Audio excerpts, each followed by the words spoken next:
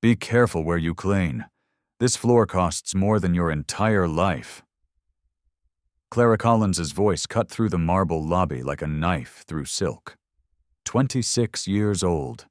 Trophy wife to CEO Victoria Miles. Face that belonged on magazine covers. Heart that belonged in a dumpster. Did you hear me? Clara's designer heel clicked against the imported Italian marble. Each tile cost $800. She wanted Anna to know that. Needed her to know that. Anna Adabio looked up from her mop bucket. 42 years old. Black. Invisible. The kind of woman people looked through, not at. Yes, ma'am, Anna said quietly. I heard you. Clara's friends giggled behind her. 3 more carbon copies in their mid-20s, dripping in diamonds that cost more than most people's houses. Good. Clara smoothed her designer dress. We can't have accidents. Not with the wedding coming up.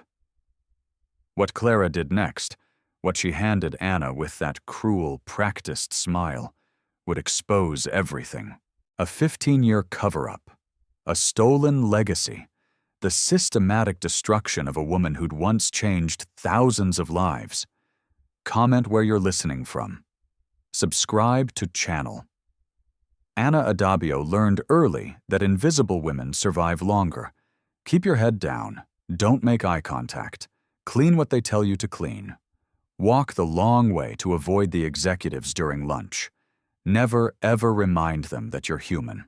42 years of living, but only the last 7 as a ghost. She was born Anna Marie Adabio on a spring morning in Chicago's South Side. Her father, Marcus Adabio, owned 3 small businesses, a grocery store, a dry cleaner, and a community center that served hot meals to anyone who walked through the door. Her mother, Grace, taught at the local elementary school and ran a reading program on weekends. Not rich, but comfortable, respected, known. Anna grew up watching her parents give. Money to families who couldn't make rent. Jobs to teenagers who needed a second chance. Hope to a neighborhood that the city had forgotten. When Anna was 16, her father did something that would change everything. He started the Adabio Foundation. It's not about the money, Marcus told her one night, his weathered hands holding the incorporation papers. It's about the legacy, about making sure our people have what they need to rise. The foundation started small. 5 scholarships for local high school students. Grew to 20, then 50. Mentoring programs, job training, community gardens, GED classes. By the time Anna was 25, the Adabio Foundation was awarding over 200 scholarships a year, running 6 community centers, and employing 73 people. Anna became the director when she was 28. Her father's health was failing, and he wanted to know the foundation was in good hands. You were born for this, baby girl, he'd said, transferring the title. You've got your mama's heart and my stubborn streak. This foundation will outlive us all. He was wrong. But here's what nobody knew. Mini cliffhanger. The foundation's accountant, a man named Richard Chen, who'd been with them for 12 years, had been stealing. Not just thousands, millions. Creating fake vendors, forging signatures, moving money through shell companies Anna had never heard of. By the time they discovered it, it was too late. The foundation's accounts were empty. Richard was gone, fled to somewhere with no extradition treaty. And somehow, impossibly, all the fake companies, all the fraudulent transactions, they all had Anna's name on them. Her signature, her social security number, her authorization. I didn't sign these, Anna told the lawyers, the police, the prosecutors. I've never seen these companies. I didn't take this money. Nobody believed her. The investigation took 3 years. 3 years of her parents watching their legacy crumble. 3 years of community members. People they'd helped, people they'd fed, people they'd loved, turning away, whispering, believing Anna had stolen from them. Her father's heart attack came during year 2.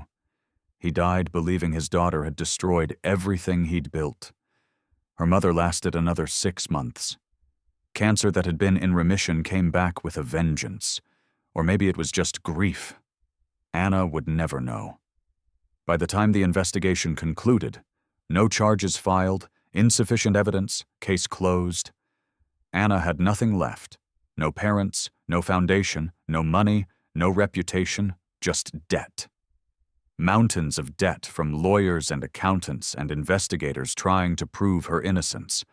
And a new identity. The woman who stole from her own community. She moved from Chicago to New York. Changed nothing about her name because changing it felt like admitting guilt. Found the only job someone with her reputation could find. Cleaning. This is when everything changed. The Millennium Tower stood 63 stories tall in the heart of Manhattan's financial district. Glass and steel and money. So much money you could smell it in the air conditioning. Anna had been cleaning there for 3 years. Night shift, mostly. 11 p.m. to 7 a.m. Offices, bathrooms, hallways, making the workspace pristine for people who wouldn't notice if she died at her mop bucket. She'd learned the hierarchy fast. Investment bankers on floors 40, 50 would walk past her like she was furniture. Tech startup founders on floors 30, 39 would occasionally nod, performance wokeness. Executive suites on floors 55, 63 wouldn't even register her existence unless she made a mistake. Clara Collins worked, if you could call it that, on floor 60. Assistant to her wife, CEO Victoria Miles. A title that meant nothing, paid everything, required showing up 3 days a week to look decorative. Their first interaction had been 2 months ago. Anna was cleaning the executive bathroom. Real marble, gold fixtures, the kind of opulence that made you forget you were in an office building. Clara had walked in, seen Anna, and frowned. "You're new," Clara had said. Not a question, an accusation. "No, ma'am. I've been here 3 years. Clara had checked her makeup in the mirror, reapplied lipstick that cost $85 a tube. "Well, just make sure everything's perfect. Victoria has investors coming tomorrow." Anna had nodded. Kept cleaning. That should have been the end of it. But Clara Collins had a talent for cruelty. The casual kind. The kind that didn't even register as cruelty to people like her because people like Anna weren't really people at all. What happened next will shock you. The comment started small. "Oh, you missed a spot?" Anna hadn't. "This bathroom smells funny. What are you using?" The same industrial cleaner she'd used for 3 years. "Can you come back later? I have a call." It was 2 a.m. Nobody had calls at 2 a.m. Then the friends started coming around. Clara's little entourage of 20-something trust fund babies who treated the executive floor like their personal country club. They'd sit in the break room, the nice one, with the espresso machine and the view, and talk about Anna like she wasn't 10 feet away, mopping their spills. "Does she even speak English?" one of them had asked last week. "I don't know, I've never really talked to her." Clara had laughed. "Do you talk to your vacuum cleaner?" More laughter. Anna had kept mopping, kept her face blank, kept her dignity tucked tight around her like armor. Because that's what her mother had taught her in those last painful months before the cancer won. Dignity is not something people give you, Anna. It's something you carry. No matter what they take from you, your money, your reputation, your name, they cannot take your dignity unless you hand it to them. Anna hadn't handed it over. Not in 7 years. Not once. But Clara Collins was about to test that resolve in ways Anna never imagined. The wedding invitation came on a Tuesday. Anna was cleaning the break room on floor 60, emptying trash cans that held the remnants of lunches that cost more than her weekly grocery budget. Sushi from that place in Tribeca. Salads from the organic spot with the $22 grain bowls. Clara walked in with 3 friends. Anna recognized them from previous encounters. Madison, daddy-owned hotels. Ashley, trust fund from tech IPO. And Brittany, couldn't remember, didn't care. "There she is!" Clara's voice was bright, performative. "Perfect timing." Anna looked up. Didn't speak. Waited. Clara pulled something from her designer bag. A cream-colored envelope, thick cardstock, the kind that announced money before you even opened it. "I'm getting married," Clara said, like Anna had asked, like Anna cared. 3 weeks from Saturday, the Grand Magnolia Estate. Do you know it? "No, ma'am." "Of course not," Clara smiled. "It's very exclusive. Victoria and I have been planning this for 8 months. The friends giggled. Some inside joke Anna wasn't part of and didn't want to be. Anyway. Clara held out the invitation, actually held it out. "I want you to come." Silence. Anna stared at the envelope. This was a trap. Had to be. People like Clara didn't invite their cleaning ladies to their weddings. "Ma'am, I don't think—" No, I insist." Clara's smile got wider. Sharper. "It would mean so much to have you there. You work so hard. You deserve a night of luxury." The friends were barely containing their laughter now. "Just wear something nice," Clara continued, pressing the invitation into Anna's hand. "Maybe not your uniform. We don't want the other staff getting confused." That did it. The friends erupted in laughter. Not polite chuckles. Full, cruel laughter that echoed off the marble walls. "Maybe she can help clean up after," Madison stage whispered. More laughter. Clara winked at Anna. Actually winked. "See you there!" They left in a cloud of expensive perfume and entitled giggles. Anna stood alone in the break room, holding the invitation like it might explode. Her hands were shaking. Not from fear, from rage. Pure, distilled, 7 years in the making rage. That was her first mistake. Anna didn't open the invitation until she got home. Home was a 4th-floor walk-up in Washington Heights. The elevator hadn't worked in 6 years. The heat was inconsistent. The neighbors were loud. But the rent was $1,800 a month, and that was all Anna could afford after sending money to pay down the debts that still followed her from Chicago. She climbed the stairs slowly. Her knees ached. 42 wasn't old, but 7 years of night shifts and physical labor had aged her body in ways that didn't show in mirrors. Inside her apartment, studio, 400 square feet, everything she owned visible from the doorway, Anna sat on the edge of her bed and opened the envelope. The invitation was beautiful. Embossed.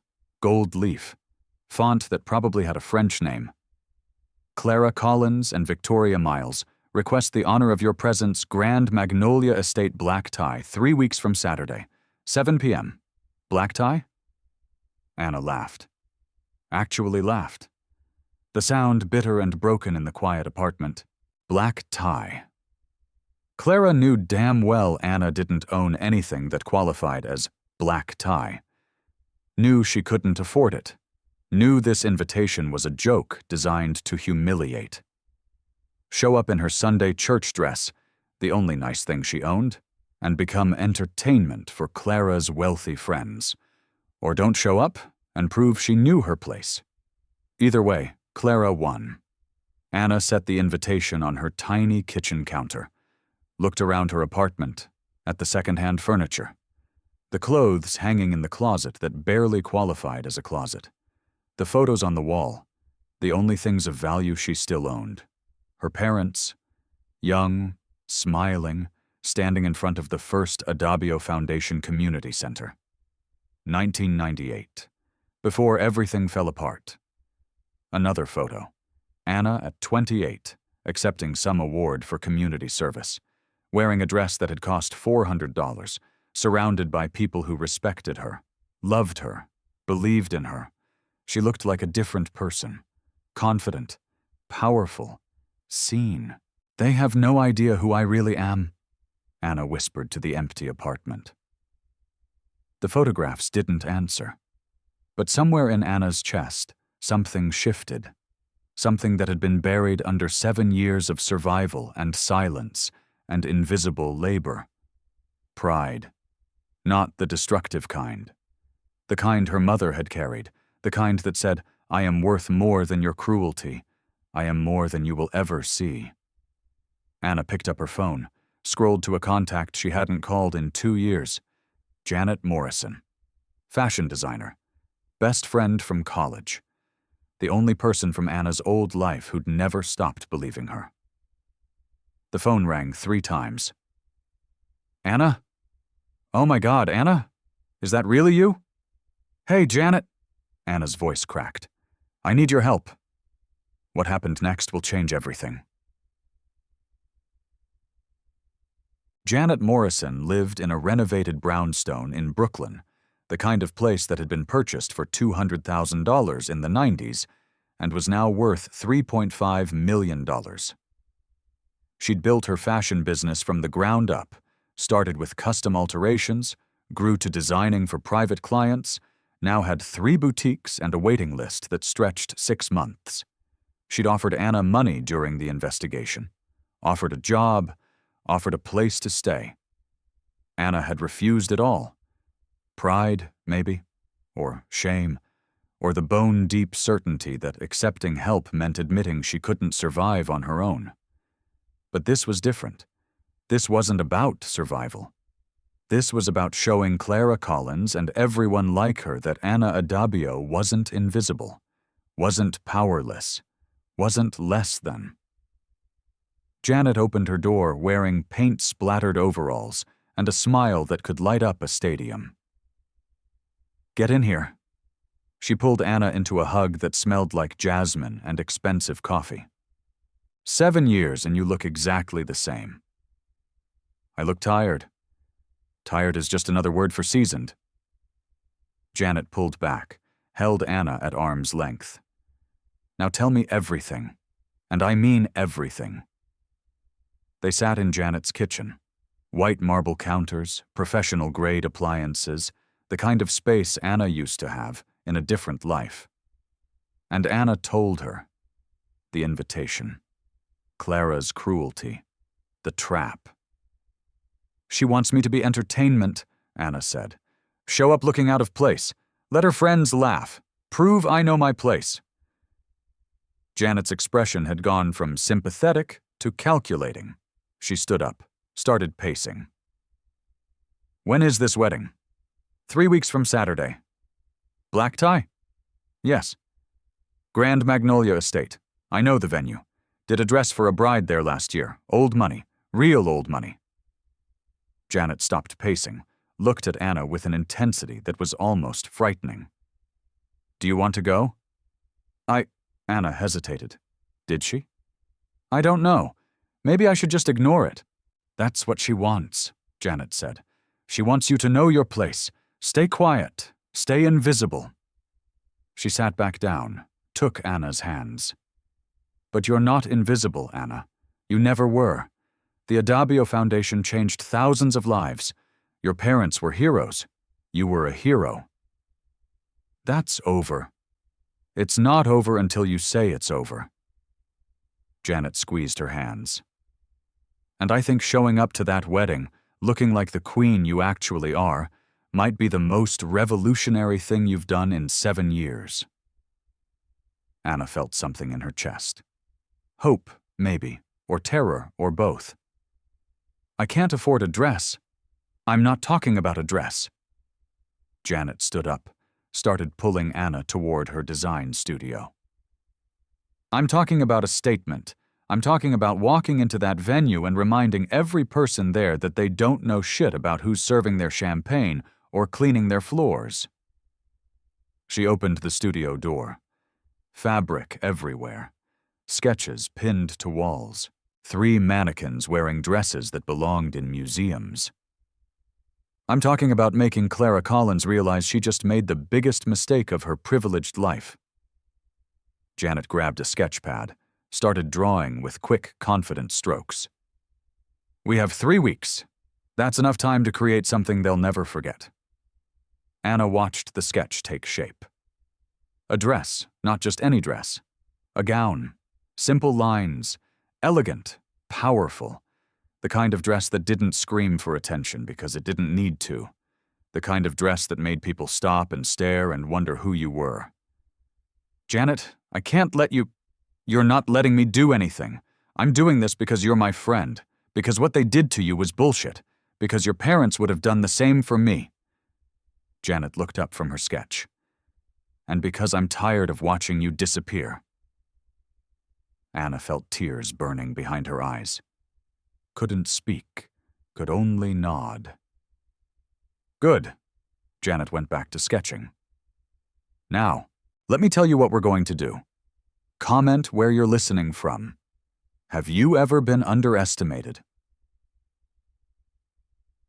The next 3 weeks became a strange kind of dream. Anna still worked her night shifts, still cleaned the executive bathrooms and mopped the marble floors that cost more than her life. Still nodded politely when Clara walked past with her friends, their giggles following Anna down the hallway like ghosts. But now there was something else. Fittings on Sunday afternoons at Janet's studio, the dress taking shape piece by piece, deep emerald green silk that moved like water, hand-beaded details that caught the light, a neckline that was modest but powerful. "You're going to walk in there, and every person is going to know you're somebody," Janet said during the final fitting. "Not because of the dress, because of how you carry yourself in it." Anna stood in front of the full-length mirror. Barely recognized herself. The dress fit perfectly, made her look taller, stronger, more like the woman in those old photographs than the ghost she'd become. "I don't know if I can do this," Anna whispered. "Yes, you can." Janet came to stand beside her. "Because you've already survived worse. You survived losing everything. You survived 7 years of being treated like you don't matter.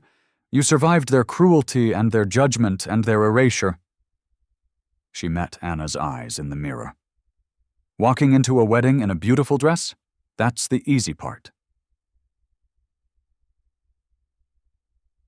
Anna also did something else during those 3 weeks, something she hadn't done in 7 years. She went to her storage unit. It was in the Bronx, cost $85 a month she could barely afford, but she'd never been able to let it go. Inside were boxes, dozens of boxes, everything from her old life that she'd salvaged before the debts took the rest.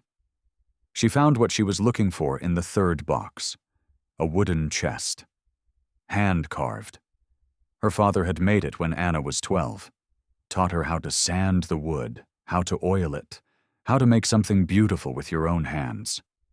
Inside the chest, photographs, certificates, letters, evidence of a life that Clara Collins and everyone like her knew nothing about.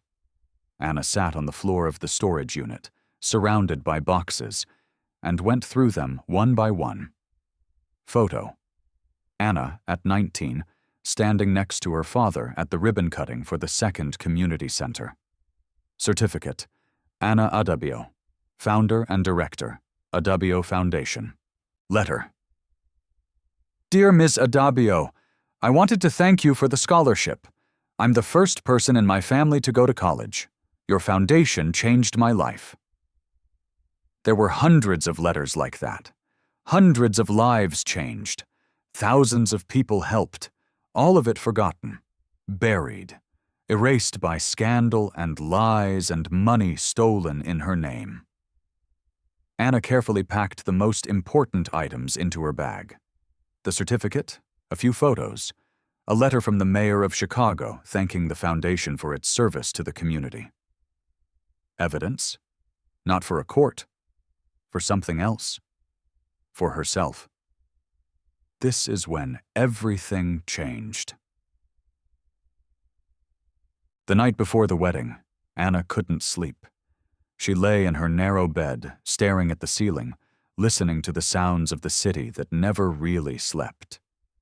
Sirens, voices, music from the bar 3 buildings down. In her closet hung the dress, emerald green, perfect, terrifying. Tomorrow night she would walk into the Grand Magnolia estate, would face Clara Collins and her friends and everyone like them, would either prove she was more than they thought or confirm every cruel assumption they'd ever made. Her phone buzzed. Text from Janet. "You awake?" "Yeah." "Nervous?" "Terrified." "Good. Fear means you care. You got this, Queen. Call me when you're getting ready. I'm coming over to do your hair." Anna smiled in the darkness. Set the phone down. Thought about her mother. What she would say if she were here. Probably something like, "Baby girl, you were born for this. Not the dress, not the party. The moment when you remind them who you really are." Anna closed her eyes. Tomorrow. Saturday arrived too fast and not fast enough. Anna called in sick to work. The first time in 3 years. Spent the day cleaning her apartment, ironic, doing laundry, preparing like she was going to war. Because in a way, she was. Janet arrived at 4 p.m. with a professional makeup artist named Simone, and enough hair products to stock a salon. "Sit," Janet commanded. "Don't move, don't talk. Just let us work."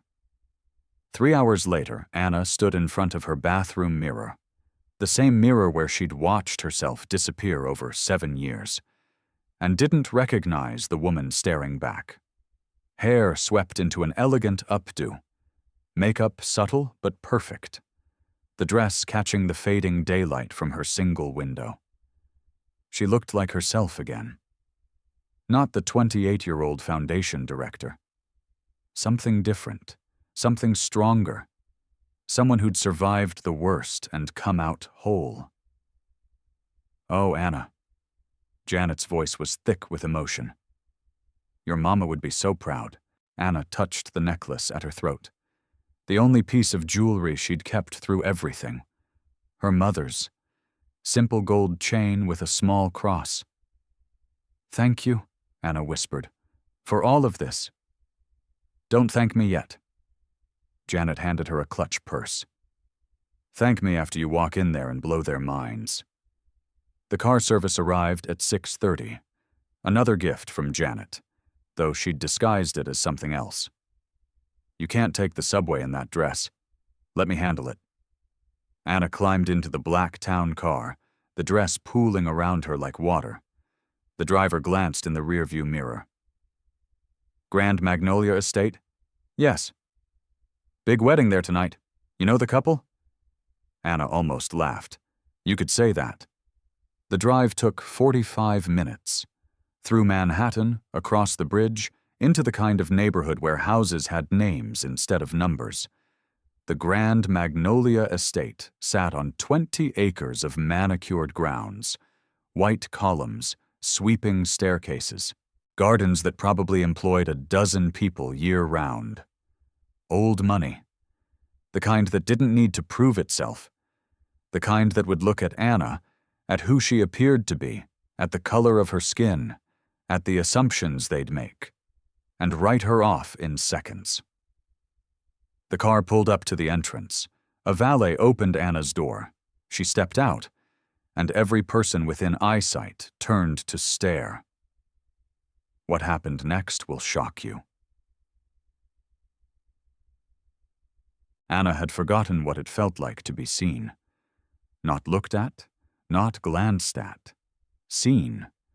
The way people's eyes followed her as she walked up the stairs. The way conversations paused. The way the woman checking invitations at the door actually smiled, genuinely smiled, and said, "Welcome. You look absolutely stunning." Inside, the Grand Magnolia Estate was everything money could buy and taste couldn't quite achieve. Crystal chandeliers, ice sculptures, a string quartet playing something classical and expensive. And people. Hundreds of people. dripping in diamonds and designer labels and the kind of confidence that came from never having to worry about anything real. Anna stood in the entrance, taking it all in, feeling her heart hammer against her ribs. She could still leave. Walk back out. Pretend this never happened.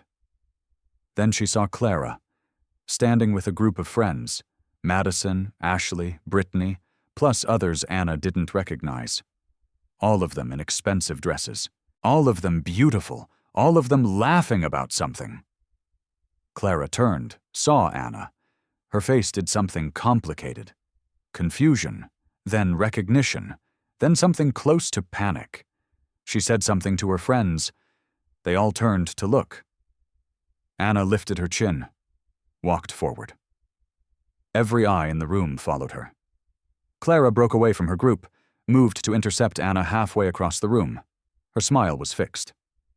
Brittle. Anna. She said it too loud. I didn't think you'd actually come. You invited me? Anna's voice was calm, steady. It would have been rude not to attend. Clara's eyes scanned Anna's dress, her hair, her makeup, trying to find something wrong, something to mock, coming up empty. You look, Clara struggled. Nice. Very nice. Thank you. Anna smiled. You look lovely too. Congratulations on your wedding. Other guests were drifting closer now. Curious. A black woman in an emerald dress who clearly didn't fit Clara's usual social circle. Well, Clara's voice had an edge. Enjoy the party. There's champagne at the bar, catering stations around the garden. She started to turn away. Clara, Anna kept her voice gentle. Aren't you going to introduce me to your friends? Clara froze, turned back. Her smile looked painful. Everyone, this is Anna. She works at... Clara paused, couldn't say it, couldn't admit she'd invited the cleaning lady. She's an old acquaintance. The friends nodded politely, bored already. Actually, a voice said from behind Anna, Anna and I go way back. Anna turned. An older man, 70s maybe, black, well-dressed, leaning on a cane, stood smiling at her. His face was familiar, but Anna couldn't place it. I'm sorry, Anna said. Do we know each other? Charles Montgomery, the man said. I worked with your father, at the foundation. I ran the scholarship program for 5 years before I retired. The room tilted. Charles Montgomery. She remembered now. One of her father's oldest friends. He'd testified during the investigation, had tried to help prove Anna's innocence. Mr. Montgomery. Anna's voice was barely a whisper. Is that really you, Anna Adabio? Charles came closer, leaning on his cane. My God, I haven't seen you since the investigation. Anna finished. Yes. Clara was watching this exchange with growing confusion. Investigation, she repeated. Charles ignored her, kept his eyes on Anna. Your father would be so proud to see you here, standing tall. You look just like your mother, you know. Grace had that same quiet strength. Anna felt tears threatening, blinked them back. Thank you, she managed. Other guests were gathering now. Curious. An old black man talking to a young black woman about fathers and foundations and investigations. Wait, someone said. Did you say Adabio, as in the Adabio Foundation? Charles turned. You know it? Of course. My cousin got a scholarship from them. Changed his whole life. Went to Howard, became a doctor. The woman, 50-something, expensive jewelry, kind eyes, looked at Anna. Are you related? Anna opened her mouth, didn't know what to say. Charles answered for her. This is Anna Adabio, founder and former director of the foundation. Her parents started it 30 years ago. The crowd went quiet. Clara's face had gone pale.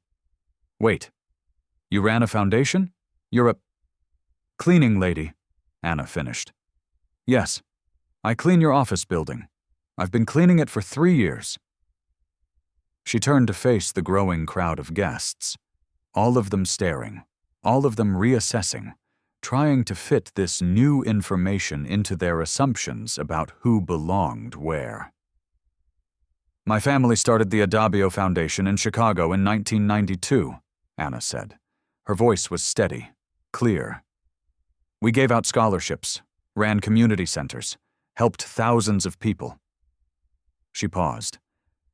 Then our accountant stole everything, millions of dollars, and somehow all of it appeared to have my signature, my authorization.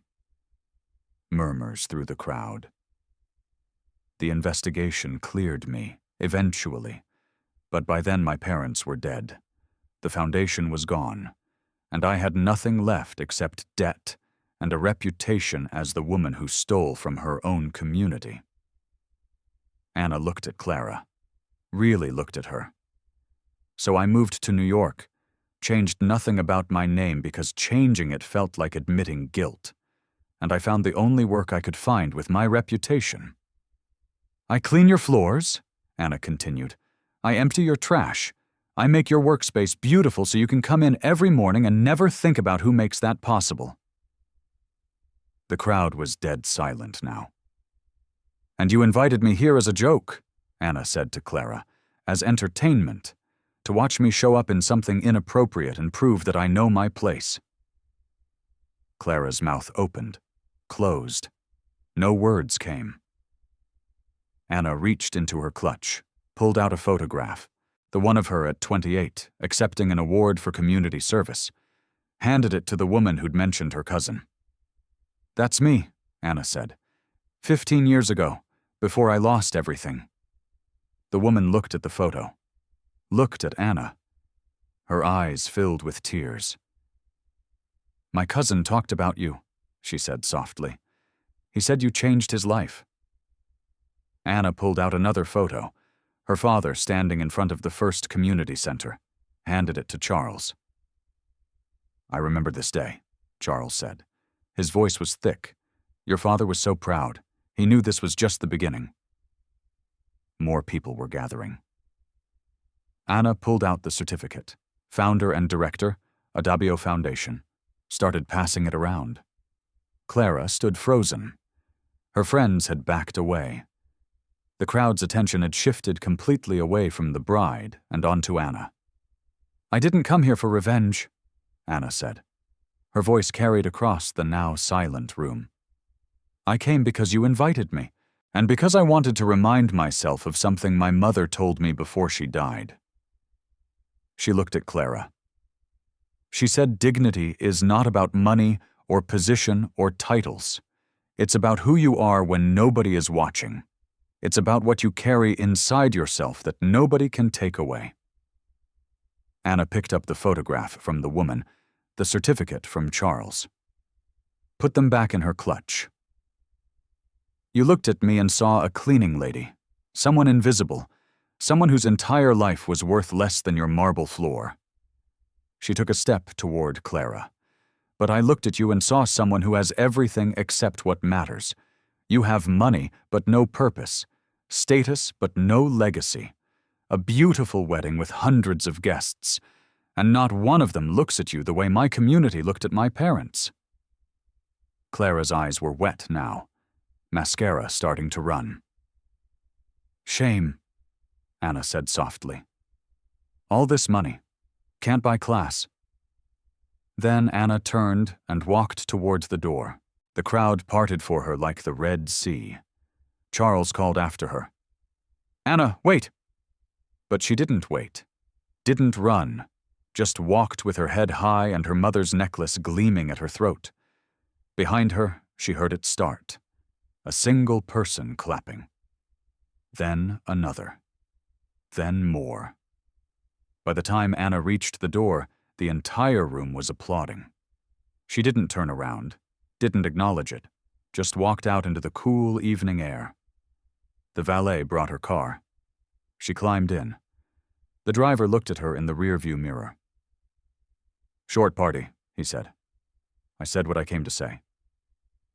The car pulled away from the Grand Magnolia estate, away from the applause, away from Clara Collins and her shattered wedding and her broken assumptions.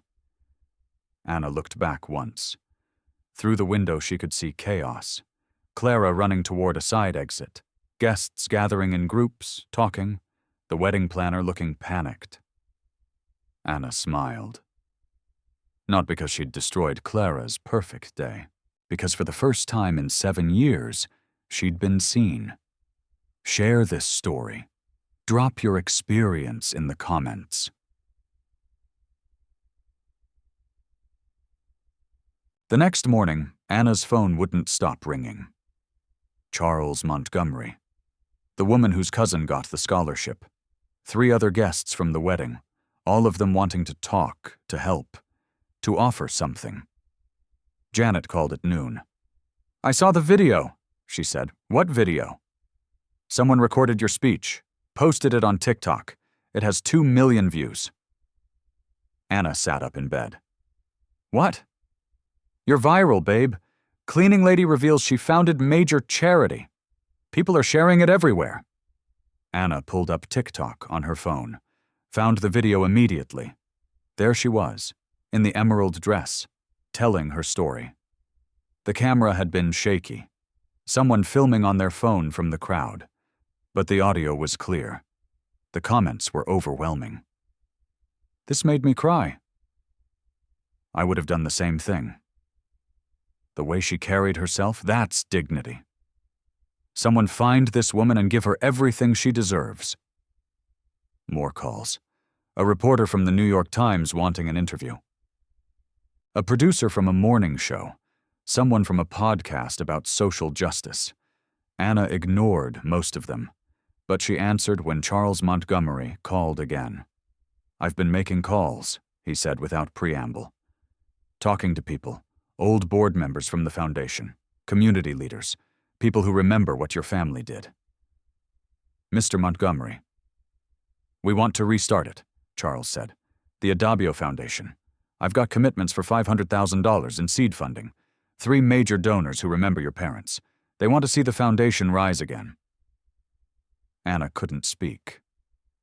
"But we need you," Charles continued, "not as a figurehead, as the director, the real director, the one who knows what the community needs because you've been part of it, because you've survived in ways most of us can't imagine." "I don't know if I can—" "Anna," Charles's voice was gentle. "You've been surviving for 7 years. It's time to start living again." 6 months later, Anna walked into the newly opened Adabio Foundation Community Center in Harlem. Not as big as the old ones in Chicago. Not yet. But it was a start. Scholarship program. 15 students funded for their first year. Job training program, starting next month. Community garden, breaking ground in the spring.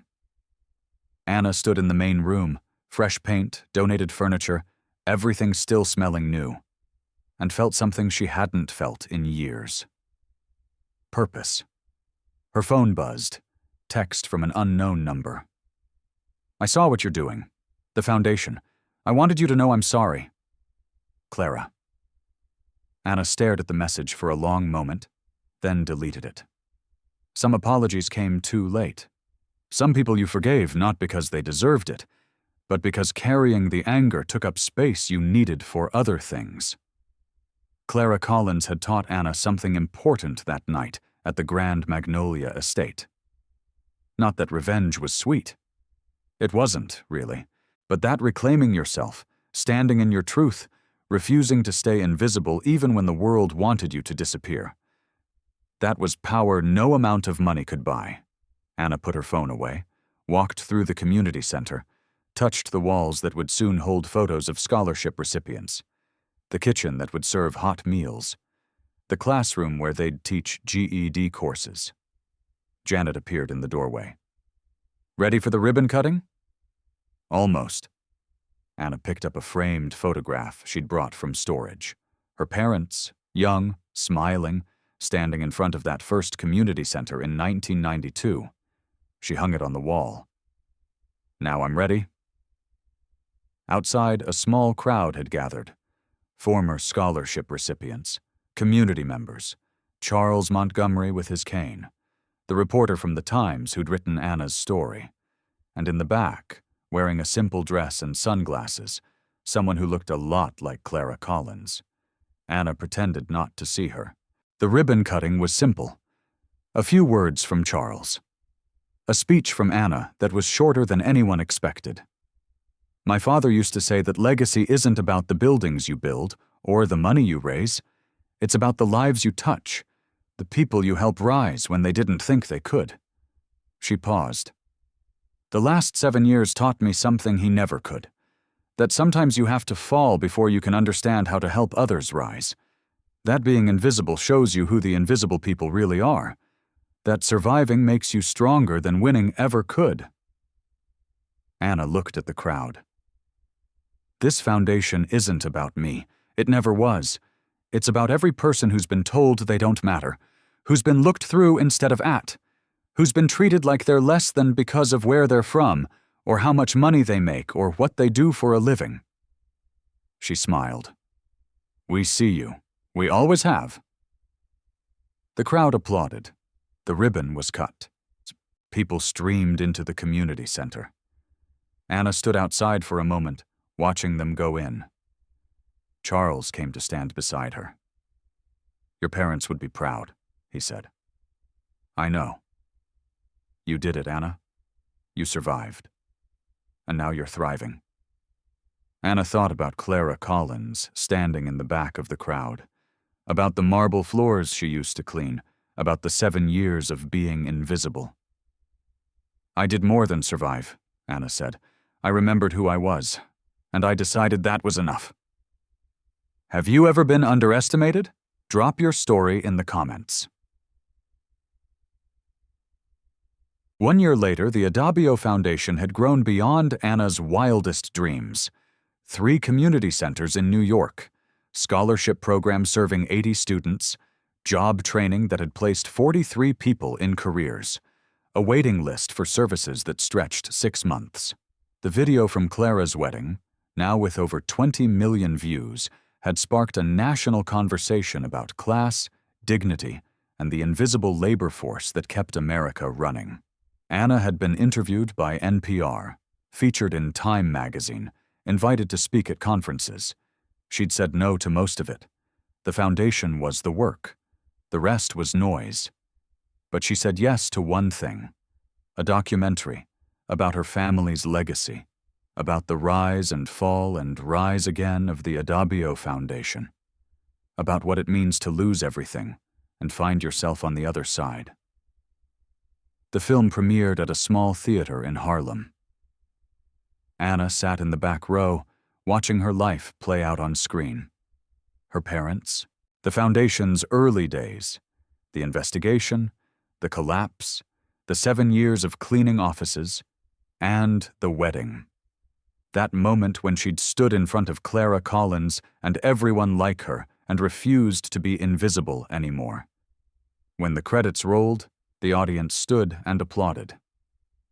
Anna slipped out before anyone could stop her for photos or questions.